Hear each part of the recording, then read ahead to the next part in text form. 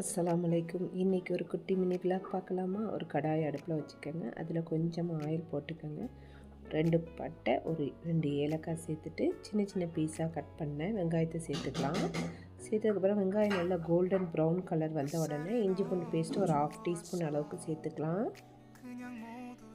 சேர்த்துட்டு இதில் பட்டாணி, கேரட்டு, உருளைக்கிழங்கு வேறு என்னமோ வெஜிடபிள்ஸ் வேணுன்னா நீங்கள் சேர்த்துக்கோங்க. நான் இந்த 3 வெஜிடபிள்ஸ் தான் சேர்த்துருக்கேன். சேர்த்து நல்லா கிளறி விட்டுக்கலாம். ஓரளவுக்கு இது எண்ணெயிலே இந்த வெஜிடபிள்ஸ்லாம் வதங்கினதுக்கு அப்புறமா கொஞ்சமாக தண்ணி ஊற்றி ஒரு 2 விசில் போட்டு இறக்கிடலாம். தேவைக்கு ஏற்ப உப்பு சேர்த்து குக்கரை க்ளோஸ் பண்ணிடலாம்.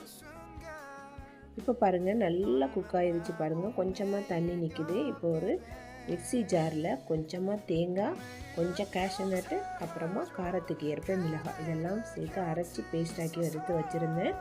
அதை இந்த கிரேவியில் சேர்த்துடலாம். காரத்துக்கு நம்ம மிளகாய் அதில் சேர்த்துட்டோம்.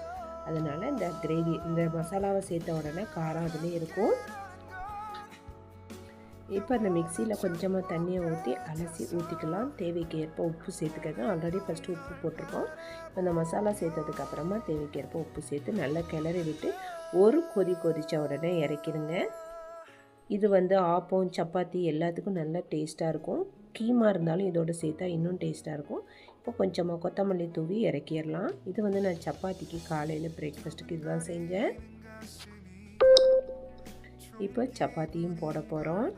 இந்த வெள்ளை குருமா சப்பாத்திக்கும் நல்லாயிருக்கும், ஆப்பத்துக்கும் நல்ல டேஸ்ட்டாக இருக்கும். கண்டிப்பாக ஒரு டைம் நீங்களும் ட்ரை பண்ணி பாருங்கள்.